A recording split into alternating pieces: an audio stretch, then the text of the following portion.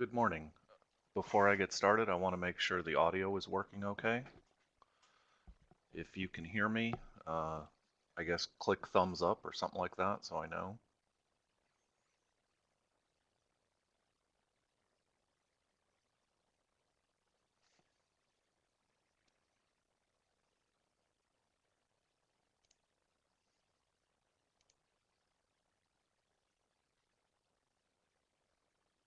And if you have a microphone on your end, if you could go ahead and mute it, that way we can eliminate some of the background noise.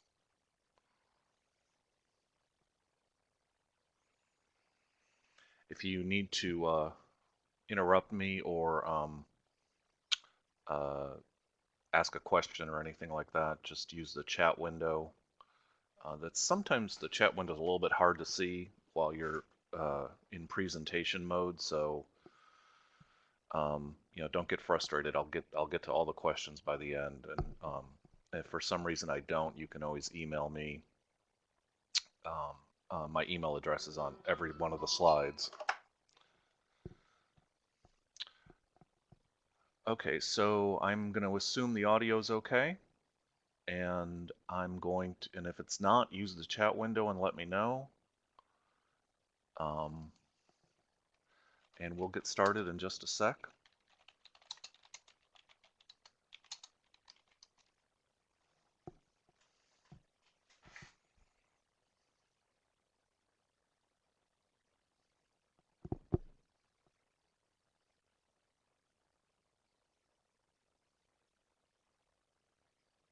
Okay, great.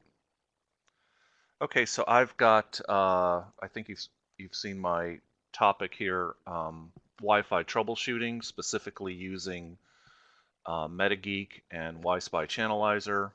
Actually, the whole suite of MetaGeek products. I'm a bit of a fan. I like these tools.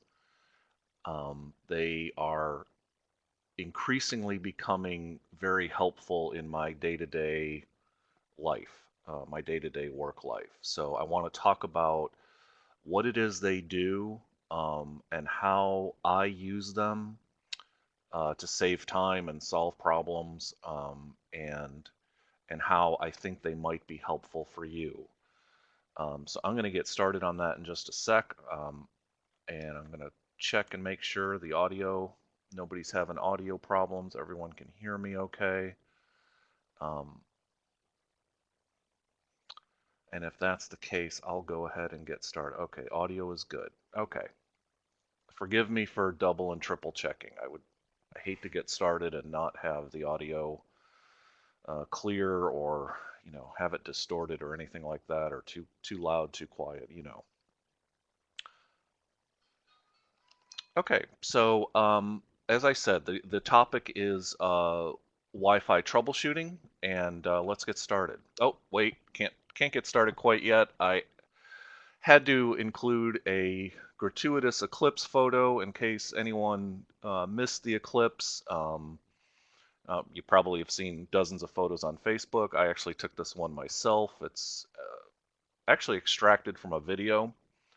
I recorded the entire eclipse in a Maxitoff Cassegrain telescope, and I just felt like, since the eclipse is a once in a lifetime event, I just couldn't do a webinar 2 days later and not mention the eclipse, or show off one of my photos. So how does that have anything to do with Wi-Fi troubleshooting? I guess it doesn't.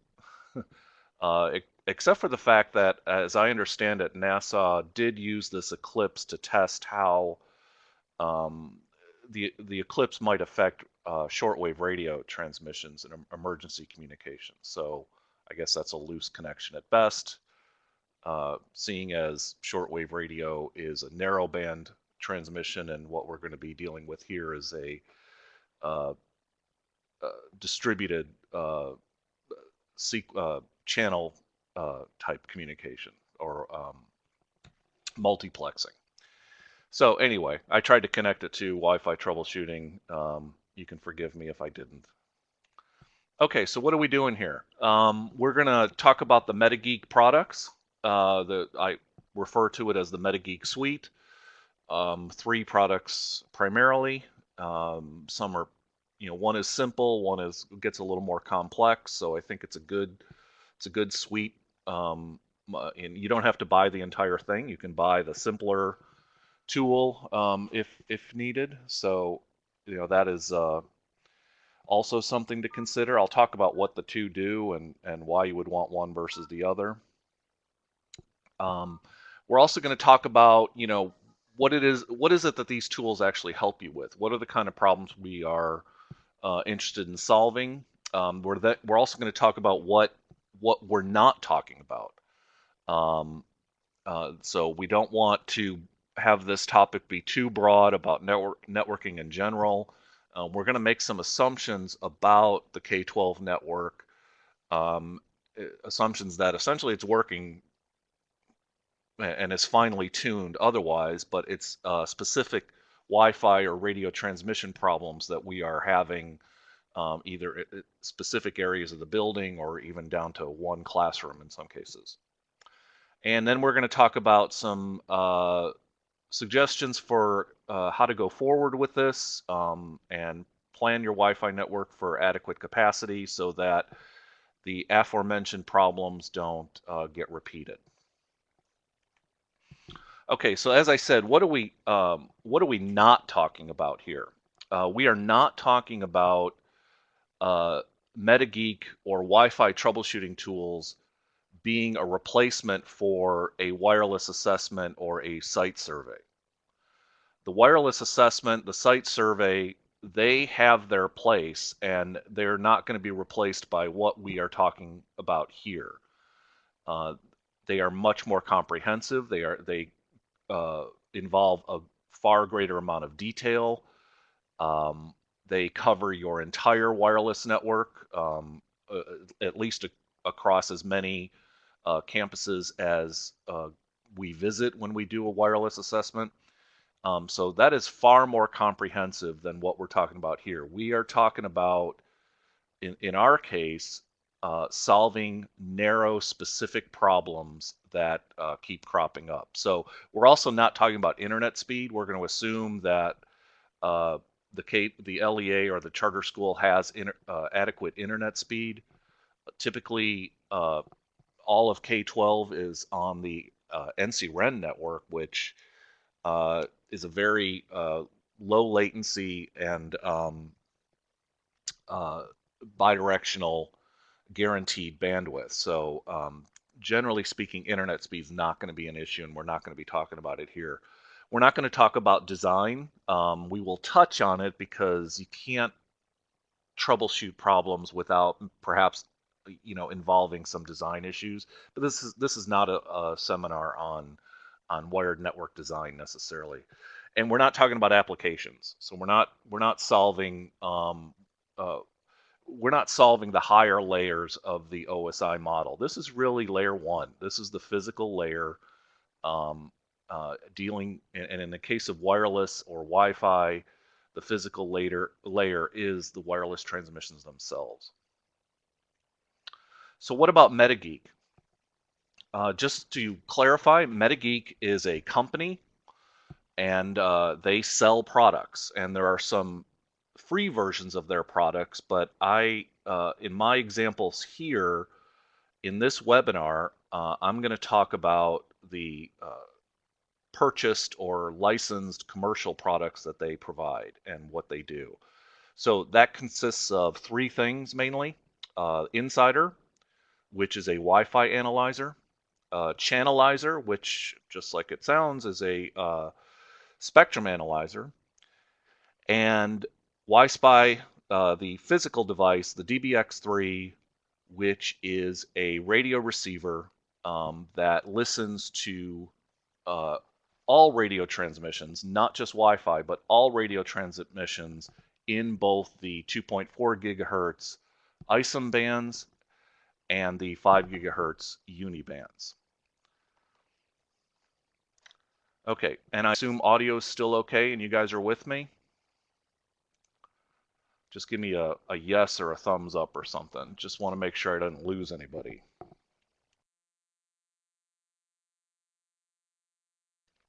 Okay, great. Thank you for the feedback. If I've been told sometimes I go fast and that I pack a lot of information into the hour.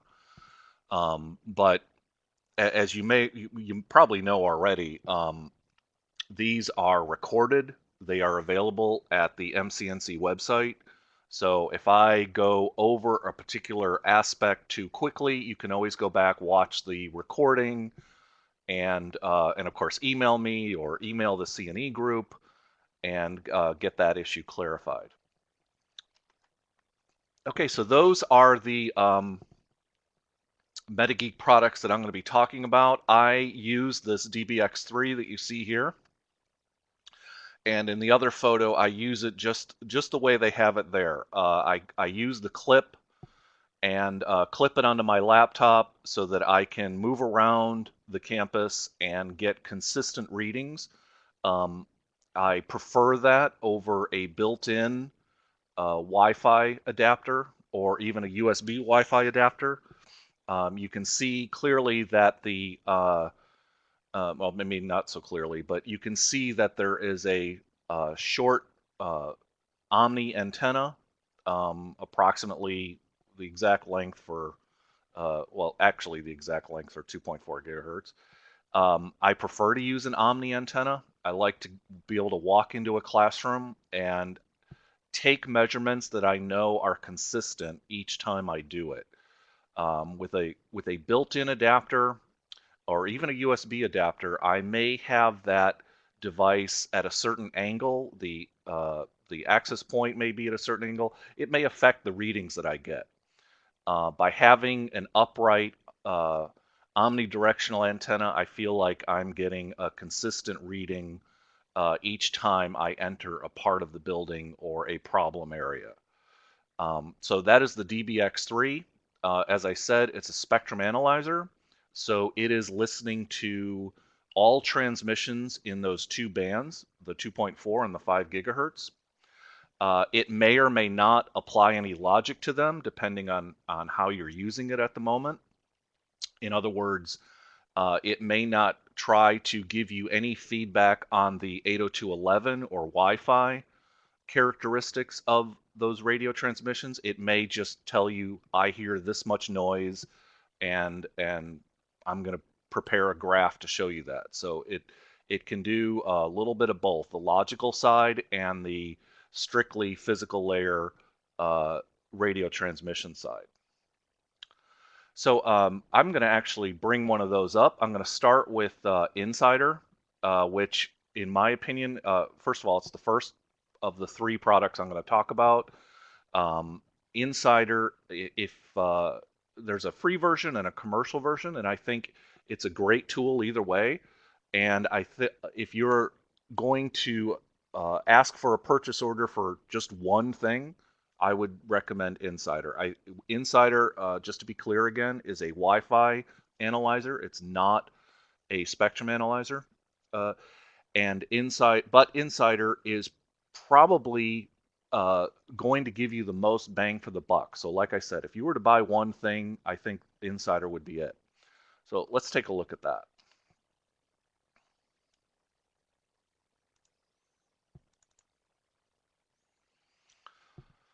Insider is an application, and it can or it doesn't have to use the DBX adapter. In fact, most of the information that a Wi-Fi analyzer as opposed to a spectrum analyzer application, most of the information it's going to use is actually going to come from your built-in Wi-Fi adapter. So what's it showing me? As I said, this is probably the best bang for the buck. And before I get into any detail, I'm just going to switch back to you guys and make sure that you can see the Insider interface. So forgive me that my screen flickers, but I want to be able to see some feedback from you that you can actually see the screen. Okay, great. Excellent. Okay. All right, so we're back to Insider. Insider is a Wi-Fi analysis tool. It is going to tell you from a logical or 802.11 Wi-Fi perspective everything that it hears in the air. So what does that mean for our K-12 wireless network analysts and troubleshooters? This may be the single best tool you can have. I will often take this into a classroom that has a problem where we get frequent complaints of Wi-Fi connectivity, and very often just this window can tell me what's going on. I tend to look at this data and sort it in order in a way that's helpful for me. So for example, I like to sort by signal, and by putting the highest value, now these are all negative of course, because they are a measure of attenuation as you move away from the transmitter. The highest value means the lowest number. The strongest signal is the lowest negative number or highest negative number, if you want to be absolutely correct about it. So I'm sorting these by signal strength from top to bottom.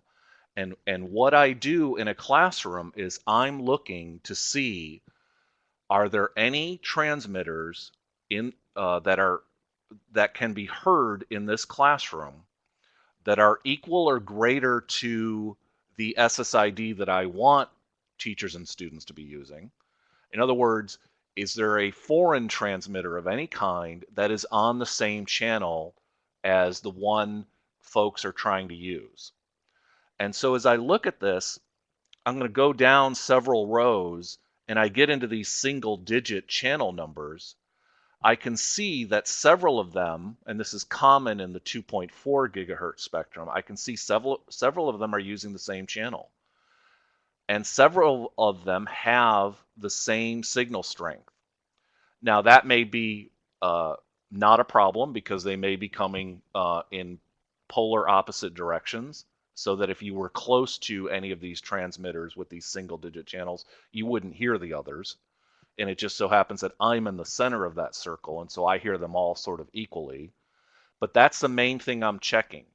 Keep in mind the number 70, or negative 70 to be precise. You want to, when you're in your school and you are using a Wi-Fi analyzer, you want to pay particularly close attention to any values that are in the 70s or 60s. That is to say, from minus 79 to minus 60. You probably won't see things much stronger than that.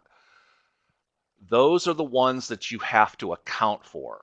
And by account for, we mean they need to be ours. And if they're not ours, there's some residential Wi-Fi nearby, or there's a Starbucks nearby, or whatever it is. If they're not ours, they need to be on different channels. We cannot have that, what we call co-channel interference, where there are devices communicating on the same channel as our internal Wi-Fi, or internal to that specific part of the building or that specific classroom. We cannot have them on the same channel. Now, that's our goal, but don't be confused when you see, for example, the first two rows here, they both say 44/42. So why are there two channels there? Well, Insider is telling you that in those SSIDs are channel bonding, so they're actually using two channels to increase bandwidth, and it is detected based on the number or width of those channels. It's detected that those transmitters are using 802.11ac. That's not a critical piece of information. The other transmitters nearby are in different channel ranges, so they're not going to interfere with us at all. But don't be confused when it says two SSIDs, staff K-12 and student K-12, are both using the same channel. Insider is using a concept called grouping. Notice the MAC address of that radio that is broadcasting staff K-12 and student K-12. Notice how it ends with an X. Well, these are all supposed to be hexadecimal characters. There's no such thing as an X in hexadecimal. What Insider's telling you is these two SSIDs are coming from the same radio. And so that as an administrator, you know, well, I expect those to be on the same channel. I expect those to have a similar signal strength. So that is not a problem. That's not a foreigner. That is not something that is going to interfere with my network. So pay careful attention to how Insider groups SSIDs that are coming from the same radio so that you don't spend your time chasing down a problem that's not really a problem. Most K-12 environments have multiple SSIDs, and so you are going to see that. You're going to see grouping where Insider places those SSIDs coming from the same radio on the same line in this table. What else does Insider do? The most important thing is what we just described. We are looking at channels, what we call co-channel interference, where we have transmitters on the same channel that are nearby. Again, anything below, anything in the 70s or 60s, we're concerned about because that is a significant signal strength. Anything above the high 80s and into the 90s, and you will see those, especially when you're using an external Wi-Fi adapter, you'll pick up a lot of those really weak signals, but you're not concerned about them. They are not likely to confuse your wireless clients and your wireless access points. It's those stronger signals, and again, that magic number 70, it's those stronger signals that we need to take into account.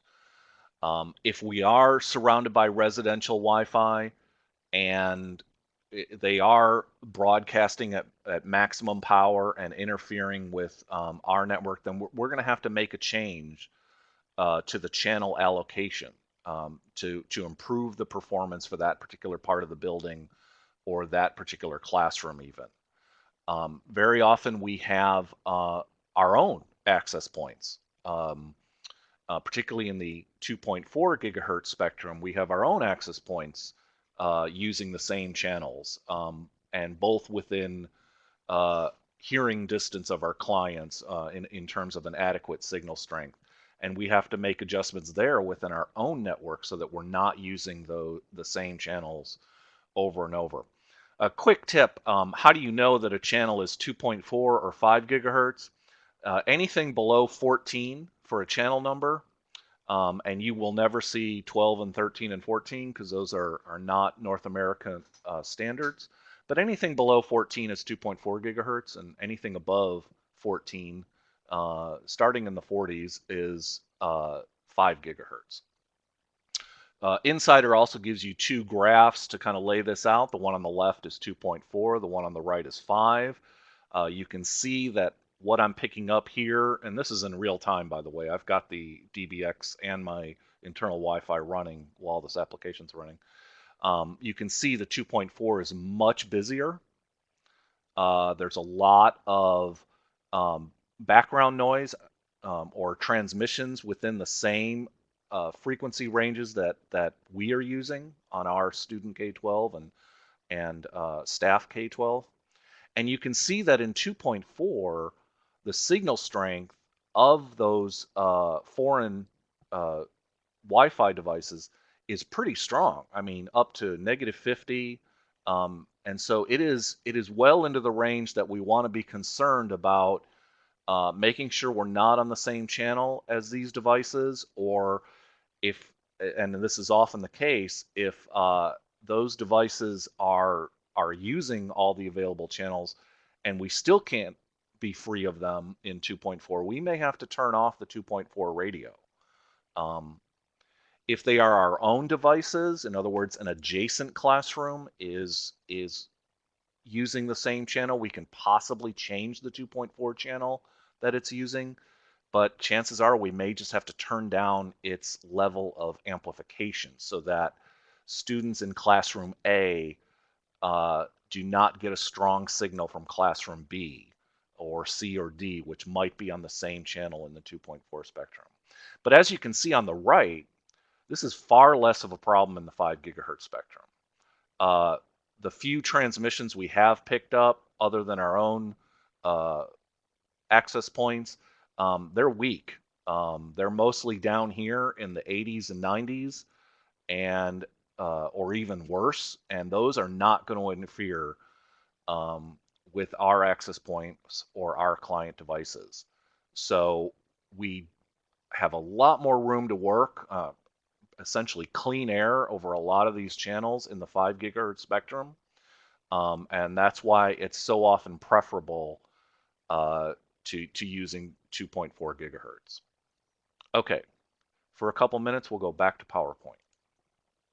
So that is the Insider. It is a Wi-Fi analyzer. It listens to all 802.11 B, G, N, and AC transmissions. It applies some logic to them. So it identifies, for example, the SSID. It does grouping so that access points that are transmitting multiple SSIDs are not considered different transmitters or unique transmitters, and that helps us to not go down a rabbit hole chasing a problem that doesn't really exist. We expect to see in the K-12 environment in particular, we expect to see our access points broadcasting multiple SSIDs. For example, student, staff, and guest are the most common three. So now we're going to compare how does a Wi-Fi analyzer compare to a spectrum analyzer. And I'm just going to pop back over, and I'm going to get out of Insider so that it will, by the way, you'll need to do that if you buy the whole suite, because you need to release the DBX3 if you want to use it in Chanalyzer. You can get two DBX3s and have them both running at the same time. I don't have that ability. I just have one DBX3, so I release it by closing Insider, and I'm going to open Chanalyzer.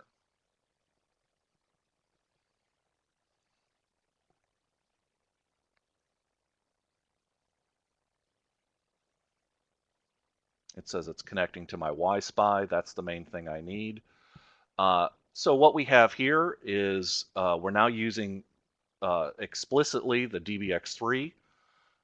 It is a dumb radio at this point, and by that I mean it is simply listening to all transmissions in, right now we're looking at 2.4 gigahertz.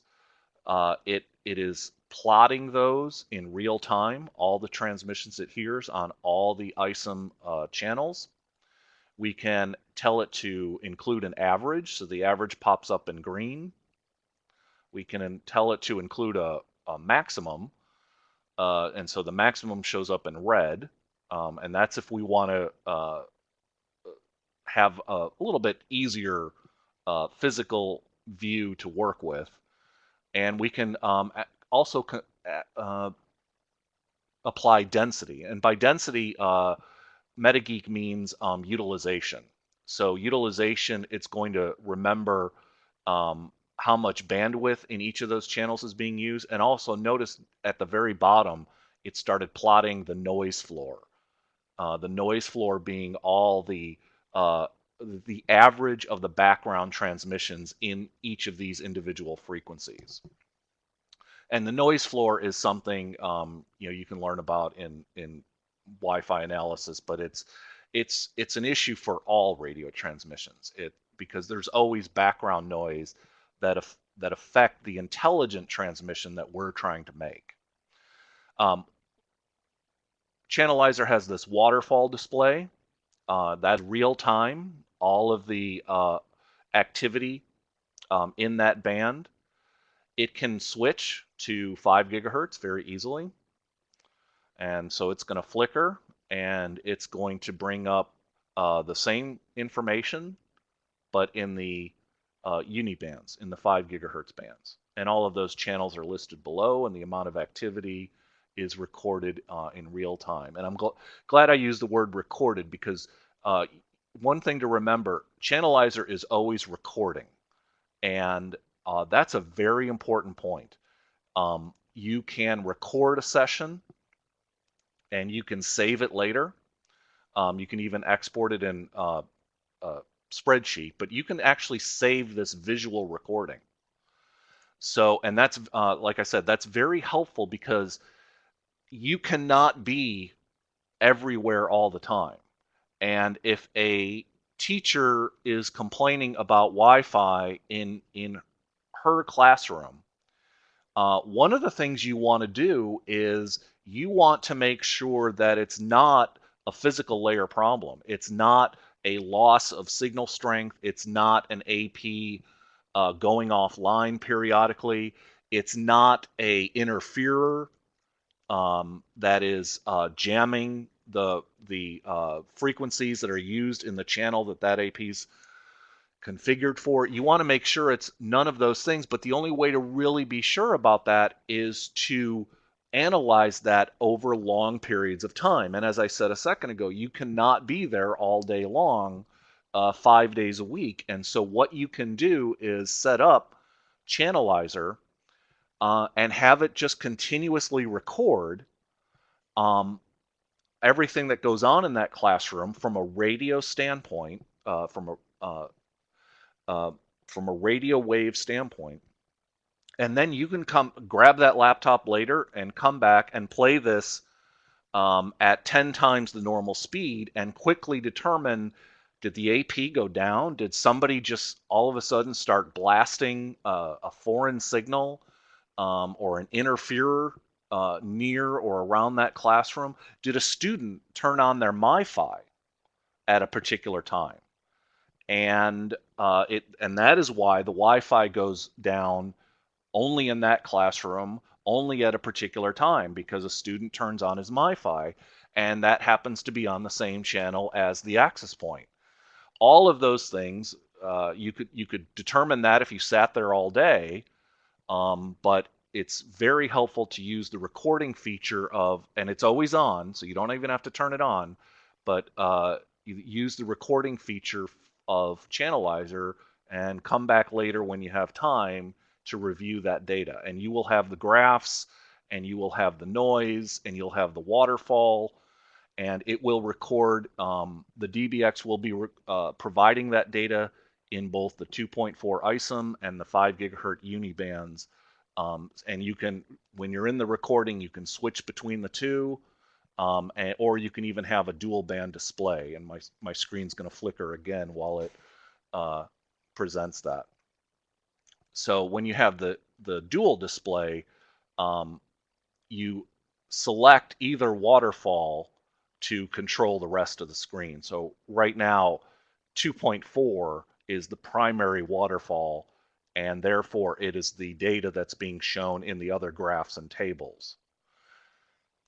If I switch, I can make 5 gigahertz the primary waterfall. Now the graphs become 5 gigahertz, or the unibands, as well as the table, and I can analyze the data for that spectrum, and all of this will be available in the recording as well. And that's what's so helpful about Chanalyzer and the ability to record. And I'll even run some recordings in a few minutes that I made just for the purpose of this webinar.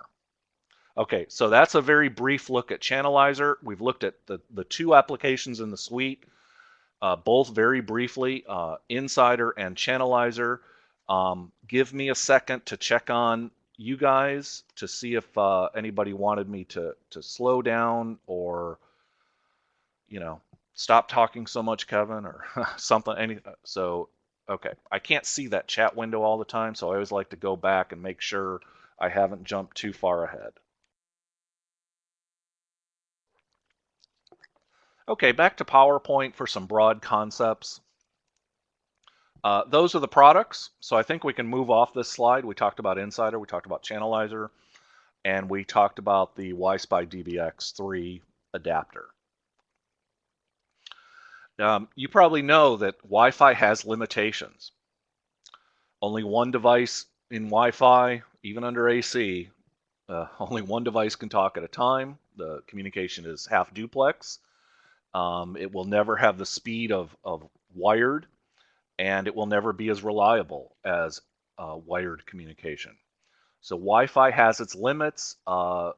We as a Wi-Fi administrator, you're never going to achieve the perfect. There's no such thing in any wireless communication, particularly one that is as intense as Wi-Fi. But the purpose of this presentation, the purpose of the MetaGeek products, is to help you pursue the good, if not the perfect. So, what kind of problems do we have in Wi-Fi? Well, we have a lot of problems. We talked about some of the limitations. The problems we're looking at when we use these tools are interference, the improper or limited channel allocation. We either don't have enough or we haven't allocated them properly, because remember, we have to allocate channels in a way that is best suited for our clients and where those client devices are in the school campus or on the school campus. And that's something we tend to set to auto. A lot of LEAs set to auto, even charter schools, when they have a controller-based system. So Aerohive, Aruba, Cisco, they all have an automatic channel allocation. But in my experience, we want to use a tool to verify that, to check that. We need to, because the two access points competing on the same channel can cause such significant problems. We don't want to leave it just up to the auto selection and hope for the best. We, at minimum, like I said earlier, if you purchase only one tool, it probably would be Insider, so that at minimum, we want to run Insider, even if it's just with our internal Wi-Fi adapter on our laptop, and we want to walk around a school and take snapshots and look at not just the channel allocation among our access points, but also factor in the interferers or the transmitters or access points that don't belong to us, whether that's external because we have a McDonald's or a residential area nearby, or it's internal because we have students turning on MiFi on their iPhones. We also want to contend with range and be mindful of the fact that 2.4, the 2.4 spectrum has generally a longer range than the 5 gigahertz spectrum. That sounds like it's a good thing, but it's very often not a good thing, because we don't want our client devices to be able to hear strong signals from two access points on the same channel. Well, if 2.4 has a longer range, 2.4 is more likely to create that problem for us. So that is something to be mindful of. We are often turning down the power of the 2.4 radio in our access points. We're rarely doing that in 5 gigahertz in the unibands because there's enough channels to go around. And also, the 5 gigahertz, because of its shorter wavelength and higher frequency, it is absorbed and it is reflected and attenuated more easily, and so its range is more limited. Think of the range of a 2.4 gigahertz access point in a school as being somewhere around 100 feet, but the range of a 5 gigahertz transmitter in a school building is probably more like 30 feet. And then the other problem we run into that we want to be mindful of is capacity. Do we have enough radios? Which is another way of saying, do we have enough access points to accommodate the number of students? An access point typically has two radios, one for the 2.4 and one for the 5. And we run into problems when we get more than 20, 25 users or client devices on each of those radios. So maybe you want to think of the maximum of an access point as being somewhere around 40 to 50 client devices at a time. This is a little bit of a review. A review is a nice way to put it. The reality is that I talked about things a little bit out of order. Uh, but this is as you saw a few minutes ago, the difference between a Wi-Fi scanner and a spectrum analyzer. Um, think of it this way. If you were in a train station, a busy train station like New York or Chicago, and you were waiting for your train, as you're sitting there, you would hear a lot of conversations, and probably conversations in more than one language. Now, if you were a spectrum analyzer, you would be measuring uh, the decibels of each conversation that was going on around you, but you would not be paying any attention to what was being said, because you may or may not even be able to understand it if it's a language that's foreign to yours. It's in the right frequency. Your ears are sensitive to it, but you may not be able to make any intelligence out of it. If you did understand one of the conversations because it was in the language that you spoke, you could say a lot about it. You could tell someone what the topic was. You could tell someone how long that conversation went on. You could tell someone some other physical attributes like how loud it was and things like that. In that case, you would be a Wi-Fi scanner because you were able to discern properties of those transmissions. So a Wi-Fi scanner, as you can see in these two screenshots, which come right from the MetaGeek software, the Wi-Fi scanner can tell you not just that it heard transmissions, but that it can describe those transmissions in terms of their SSID, in terms of their signal strength. As you saw earlier, it can even tell you what PHY standard the transmission was using. So whether it was BGN or AC, the Wi-Fi scanner can discern those things.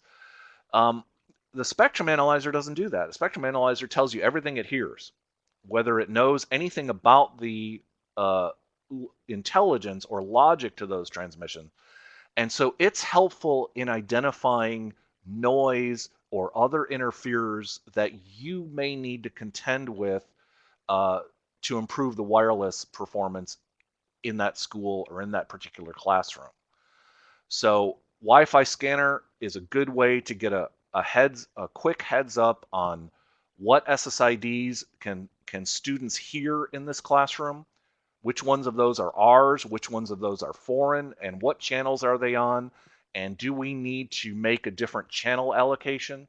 And Spectrum Analyzer tells us everything that could possibly be interfering with Wi-Fi communication in that classroom, including noise, including microwave ovens, including cordless phones. Some principles of a Wi-Fi channel. Why do we call them channels and not frequencies? As you can see here, these are all the channels in the 2.4 spectrum, including the ones that are not even in use in North America. And as you can see, they use multiple frequencies within each channel for communications.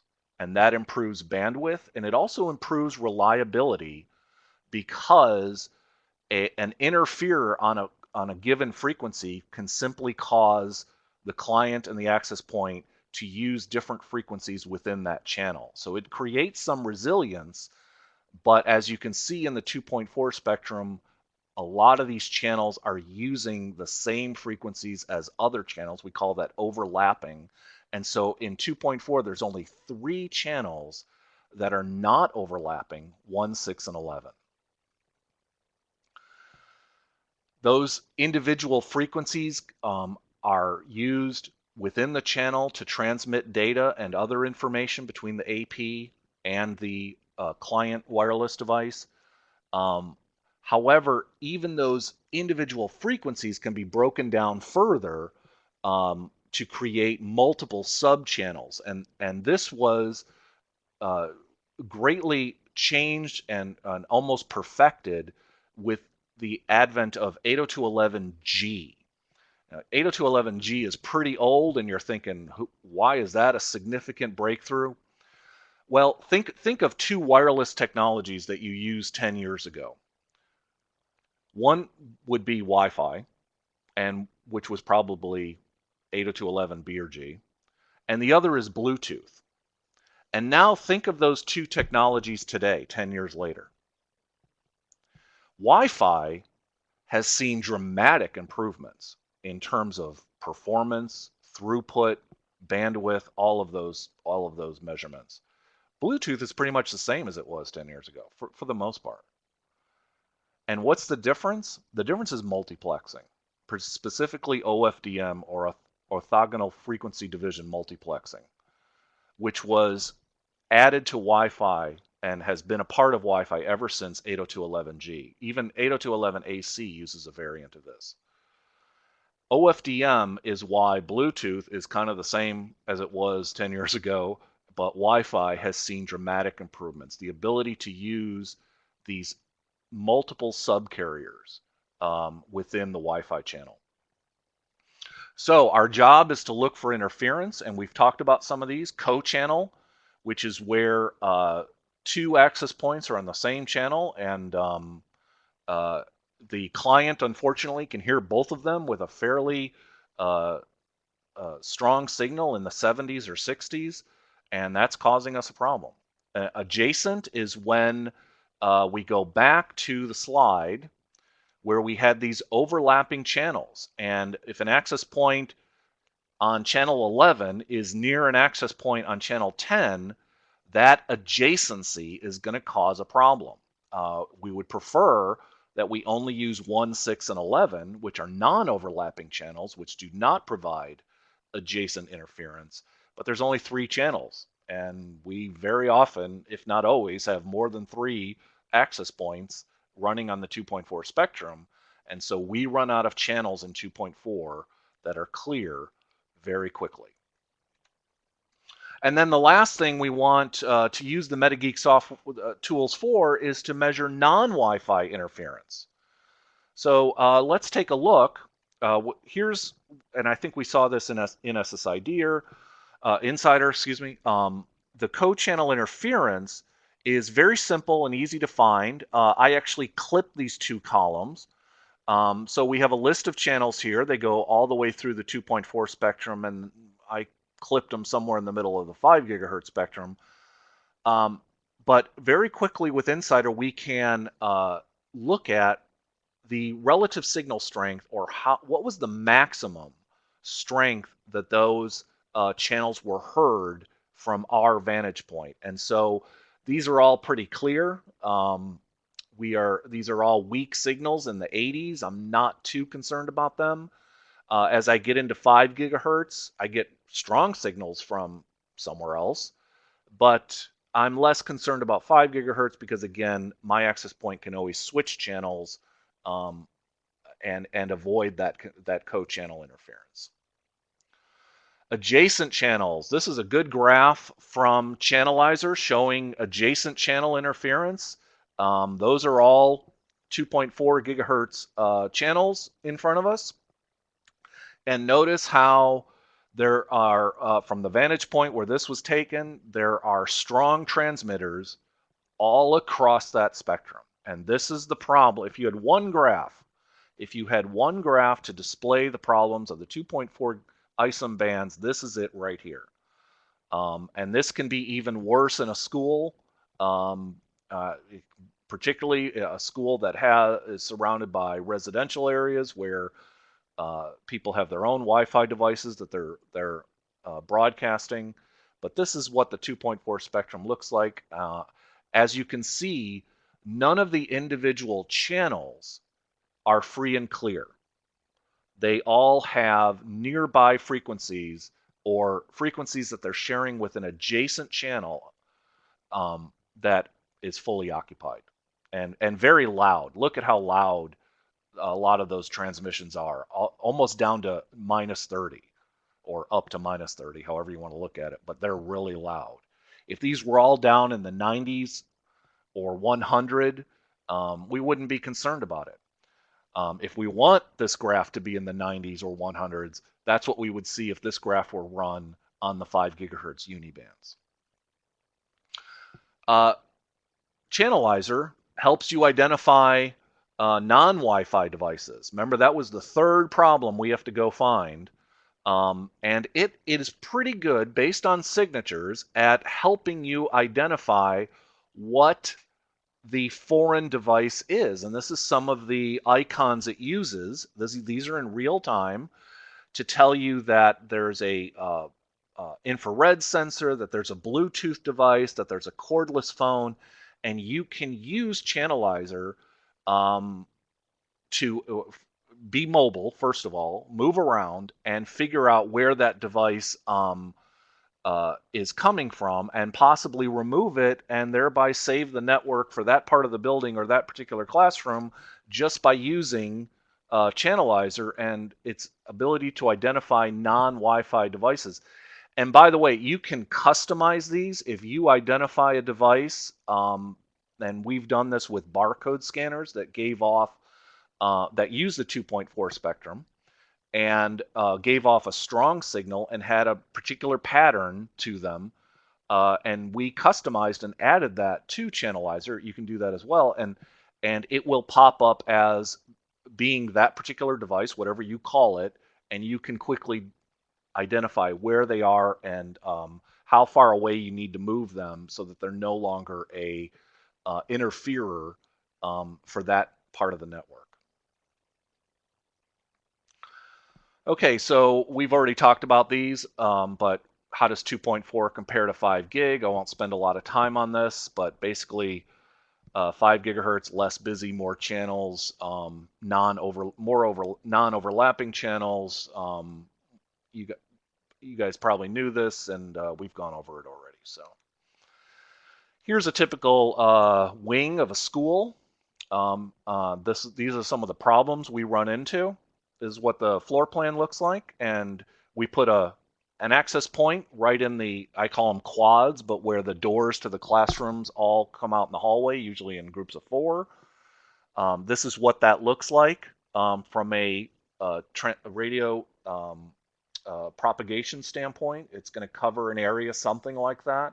2.4, that circle might be a little bigger. 5 gigahertz, that's probably an accurate circle that you see right there. So unfortunately, as you can see, most of the people in those classrooms are not getting a quality signal. And so what do we do? Well, we add access points. We put an access point in every classroom. This is very typical in the K-12 environment. But we get a situation like this where the propagation is overlapping from one access point to the next. Oh, that looks like we have a lot of coverage, so that looks pretty good, except in 2.4, it's not. We are going to have co-channel interference at best, probably adjacent interference as well, because we just don't have enough channels to go around and cover that area. As you can see, these APs are using 1, 6, and 11, the non-overlapping channels, but there's just simply not enough ISOM channels to do this effectively. In 5 gigahertz, both with the increased number of channels as well as the shorter range, generally speaking, of 5 gigahertz in the very same environment, we have solved this problem. In this particular case, the yellow on channel 58, we probably enable 2.4 on that access point to give those legacy devices some level of access. And then we have 5 gigahertz distributed among the rest. If 2.4 is enabled on all of these access points, based on the previous slide, we would just have to turn down the power so that the 2.4 range is curtailed and doesn't interfere with other classrooms and cause that confusion. So there again, the problems of 2.4. This is a more realistic view. Again, think of 100 feet or more. Greater range can often mean lower data rates. And why is that? Because remember, client devices, laptops and tablets, they don't want to let go of their access point. They will negotiate a lower and lower data rate, even though the signal's getting weaker. They will negotiate lower and lower data rates in order to hang on to that signal. And this is a problem with 2.4. We want an environment like this. We don't want an environment where we are getting that co-channel interference for the clients. So 5 gigahertz, lesser range, will mean better data rates. So from a capacity standpoint, 2.4 compared to 5 gigahertz, 2.4, let's start there. We need to use Insider or another Wi-Fi analyzer to periodically check the channel allocation. If there is a problem that is repeatedly being reported in part of a school or in a particular classroom, we want to use Insider at minimum to take a quick snapshot of what 802.11 Wi-Fi is in the air at that location or in that part of the building. 2.4, if we don't need the range because we have, let's say, an access point in every classroom, if we don't need that extra power, turn it down. Reduce that co-channel interference. How will you know to do that? You'll use Insider like we did a minute ago, and you will determine that there are strong transmitters in this classroom that are on the same channel, and we need to turn down their power. Obviously, if it's a foreign or interferer or a rogue device, you're not going to be able to do that, but you can clean up your airspace very often by just regulating the power for each radio. You want to identify rogue APs like we talked about. You want to disable those weak client connections, and the way to do that in most vendor products is to disable 802.11b. Don't allow the clients to negotiate those slow or long distance or choppy data rates. We want to get them off the air and have them reassociate with a stronger signal. So either disable 802.11b or force your access points to only use OFDM, which will force all clients to use a higher data rate with a clearer signal. Maintain capacity 20 to 30 per radio. That goes for both 2.4 and 5 gigahertz. On the 5 gigahertz side, we also want to identify if there's areas where there's no coverage at all. We have to account for that because of its shorter range. That's going to be more of an issue with 5 gigahertz than 2.4. We want to band steer if we can. If our wireless infrastructure allows us to make clients prefer 5 gigahertz, and we see that, for example, there's 40 to 50 clients on the 2.4 radio of a given access point, but there's only 2 on the 5 gigahertz. If we have dual band clients, we want to band steer and get those clients to use the 5 gigahertz. We want to balance the 2 radios in an access point. And also, we want, if possible, when we're buying one-to-one devices, make sure they're dual band. Especially nowadays, we want to make sure that they're dual band. Okay, so I have a few recordings. I've only got a couple minutes left, so let me run a couple recordings. I'm going to close up my Chanalyzer, which is in the middle of recording in real time. This is me running Chanalyzer in the 2.4 spectrum, and somebody turns on a microwave oven. So we got a couple minutes left here. If you'll stay with me, we'll let this thing load. And this is a recording, so you can, as I said, it's a great tool for you as administrators. Look how noisy the spectrum is by now.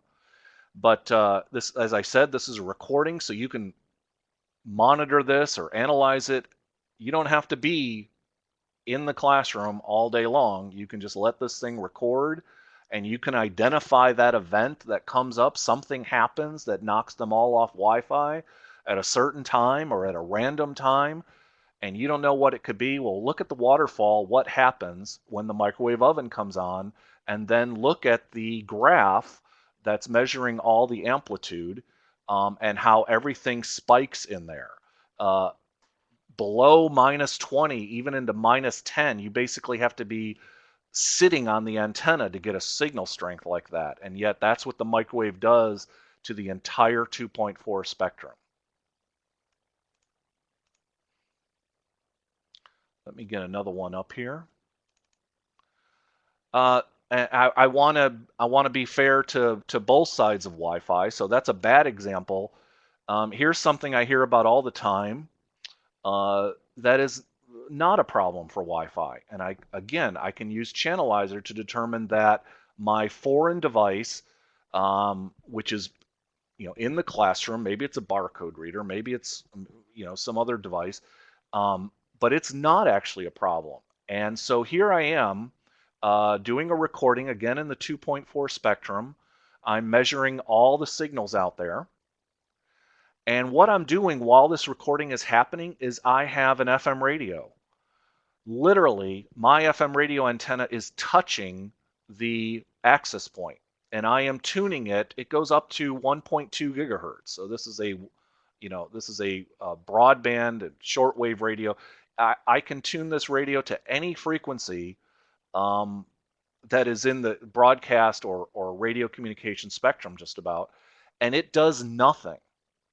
There's nothing. Notice that there's no change in the amplitude graph throughout that playing around with the radio. So the point of this recording is the object, the foreign device in the classroom or nearby is in fact not, because we didn't see a significant change in the background noise. It's not interfering. So one example of something like a microwave oven, which wreaks havoc on the local network, and one example of a radio that people often think, well, it must be doing something because it's a radio, it must interfere in some way, and it does not. Wi-Fi is in a very different, obviously, frequency range and is not affected by simple things like that. Here's something in between. This is a garage door opener. Again, the 2.4 spectrum, relatively low transmissions. Everything so far in this recording is weaker than -80, so not a lot to be concerned with.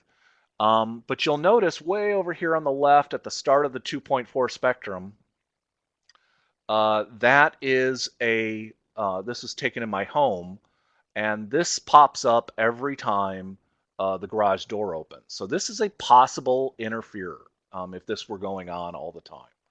So that is something I would want to pay attention to. It's not in one of the ISOM bands.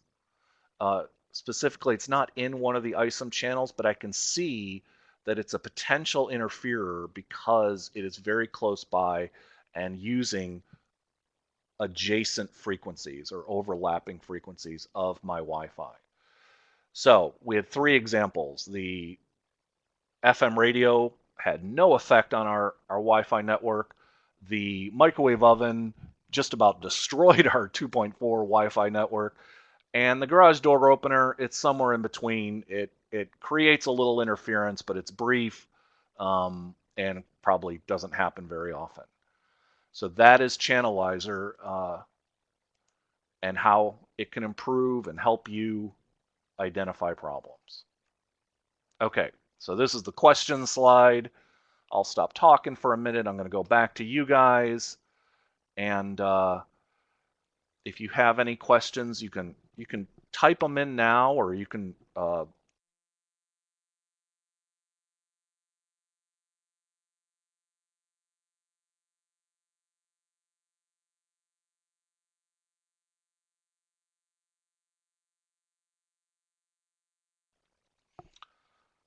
Okay, well, that's it. That's the end of our hour. I want to thank everyone for coming. I enjoyed it. I'm going to stop sharing and log out, and I hope to hear from you as far as feedback. And remember, there's like a survey or something that goes out so let us know how we're doing. Thanks very much.